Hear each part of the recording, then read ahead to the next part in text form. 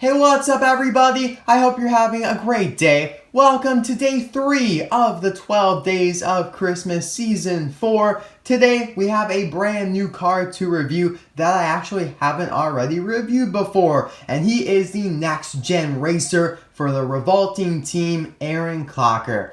And this was suggested to me by a couple of people, but I chose number 1 Cars King for the shout out. Thank you very much. I hope you enjoy this video. And of course, I hope everyone enjoys this video as well. And, in general, I hope you guys have been liking and, really enjoying the past 2 days because we are already 3 days in, which is just insane. That means there's only 9 days left to Christmas. But yeah, it's been fun for me to record, although a little stressful because I have finals going on and I have birthday requests. So sometimes that means like 2 videos per day like yesterday, and then there will be another double upload day because I have a Hot Wheels subscription box to review from Play. So those will probably be the only double upload days just because, it's super stressful for me. I don't want to, make it more so by uploading videos I don't really have to upload. Like,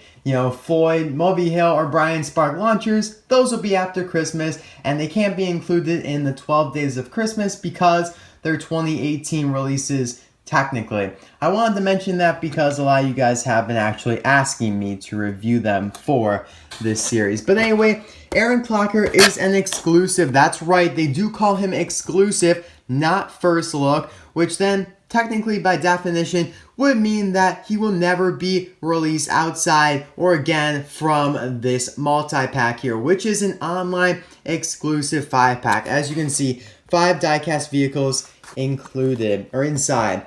Black and red design. I personally got this on Amazon.com, which is still in stock now. I'll put the link in the description below. But if you were quick to the punch, then you could have gotten this one on Mattel.com about like 4 months ago.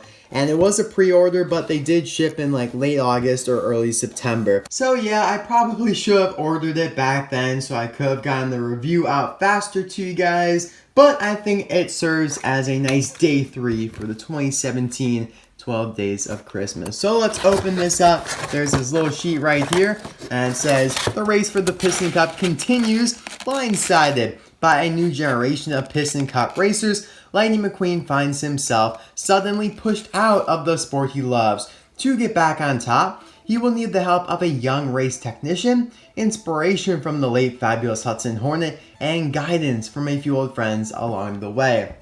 And then it shows the other cars that are included in the set, and none of them really relate to each other at all. I feel like the closest relationship is Jackson and Aaron because they're both next gens, but then you have Taco in here, Fabulous McQueen, which will be nice to have another one of. And by the way, this is the prototype image when they were originally going to have him sponsored by Dynaco, and then Mattel just never changed it, so that's why it doesn't match the diecast. I will show a little comparison in a moment here. And then Chick Hicks with headset. But I feel like that's what they can do when they have these online packs that just have a bunch of random cars and then one exclusive. But for the multi-packs in stores, they actually have some meaning to them, which is good because you can't have packs like this where they're just like all random cars. So there's this blister thing right here that you can just take on out. Then you should be able to just pop each car out.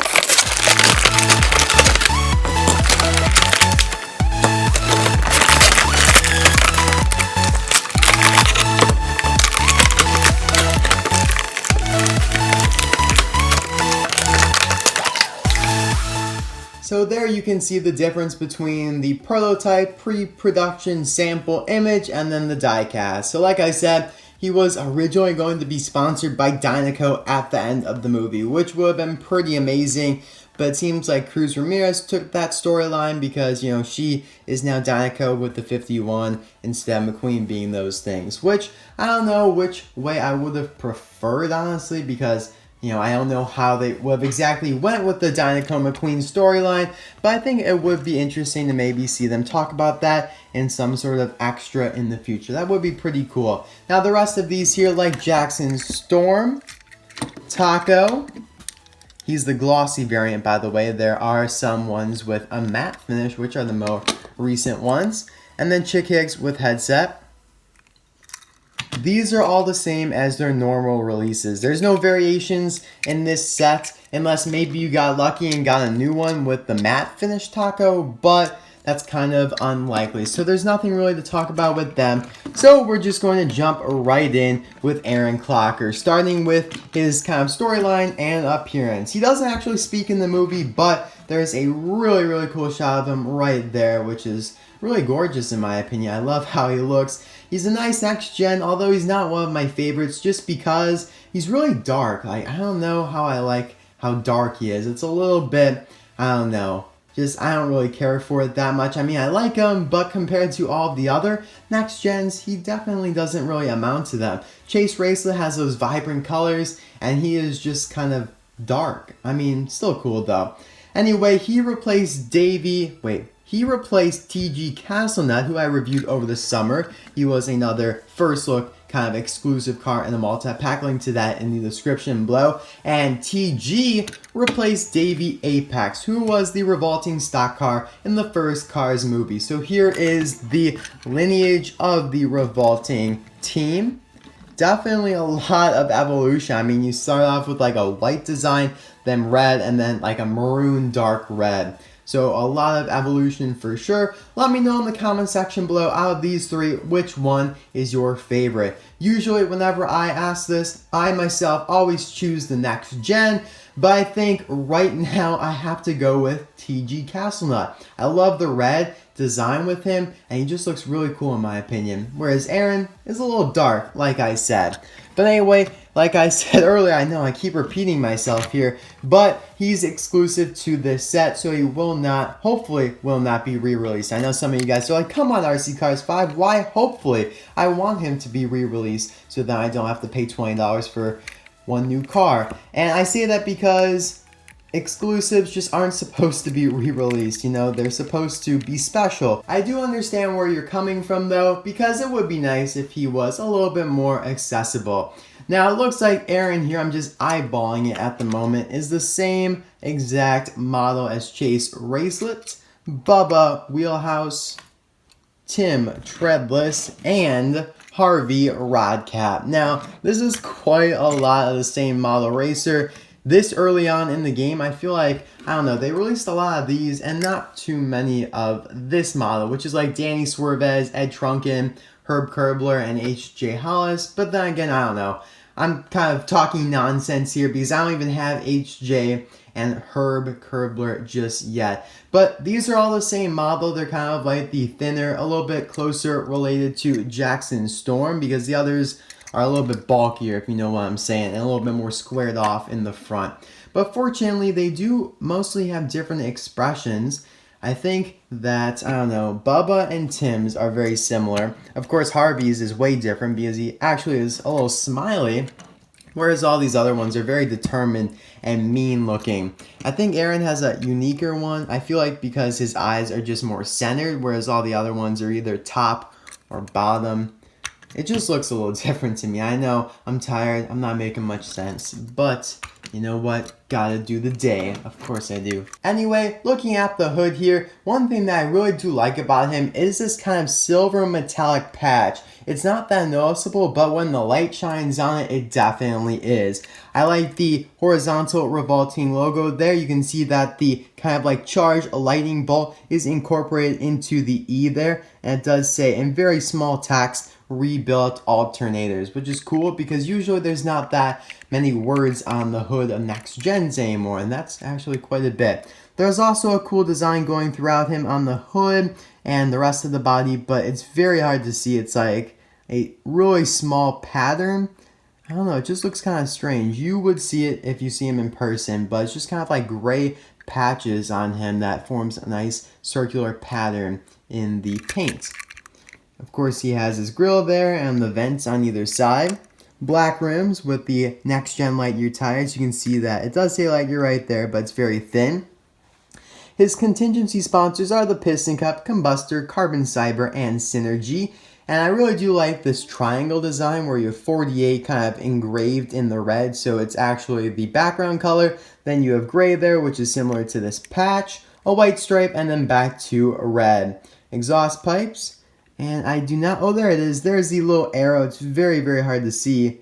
That, of course, indicates to the pit crew where to lift him up at to do work on the base. And here is the base, in case you're interested in that stuff. On the hood, that triangle design just kind of continues. You have the 48 again, the roof flaps, and the 4 major stripes there. On this side, I believe it's the exact same. Actually, no, awesome. This is a different side car. I don't know how to say it, but some of the next gens have different side decals. Look at that. And then look at that. Big difference there. And similar thing here on Aaron. You can see that there's nothing really on this half of the side. But you can see that this like angle protrudes into that half. That's not happening here. So it's nice to see that change up on the spoiler, which is nice because it's a simple black and that contrast from everything else. The revolting text logo, rebuilt alternators, very, very small right there again. And it looks like his spoiler is the same model as Tim Treadless's spoiler. I think that's the first repeat spoiler that at least I've gotten. They really do change up the spoilers a lot. Like there's Chase's, you can see Harvey's is a little different as well. So it's nice that they do change it up. There's the gas cap right there. On the back you have his number again, 48, and then the rookie racing stripes and revolting again. And it does say rebuilt alternators. They're very, very small, but you cannot even read it. Just so small. Now let's take a look at how the decals have really evolved from Cars 3 to Cars 3, of course, but this, is before Cars 3, quite a few years. So the logo is entirely changed. Instead of being on there looking at you frontwards, it's now kind of slanted and horizontal, or parallel with like the way he would be traveling, I guess. I don't know how to describe it, but it was a lot bigger before. It was easier to read. Same thing really on the Cars 1 version as well. And really just a huge difference in the colors. Before it was a vibrant red, now it's more maroon, but you still have like some gray and black in there. And now if you guys don't know, he did change from 84 to 48 from Cars 1 to Cars 3 because it was a mistake in the first Cars movie that they had the Apple Racer and the Revolting Racer both being 84. Since Apple's 84 actually had a meaning, him being, or it being the year that they first sold their Macintosh computer, Apple got priority over Revolting, and then they just switched or flipped the numbers to get 48. So you can kind of see the evolution here, although it is very, very different, which is good to see. Change is always good. Alright guys, so thank you very much for watching day 3. Number 1 Car is King. I hope you enjoyed this video, and don't forget to let me know which Revolting Racer is your favorite. And if you'd like to see some more Revolting content, I do have a custom Revolting hauler that goes with the Cars 1 Racer. Link to that will be in the description below. Again, I hope you guys have been enjoying the 12 days of Christmas so far. And yeah, I'll see you guys tomorrow for day 4 and probably for another video as well on that subscription box. See you guys then. Bye now.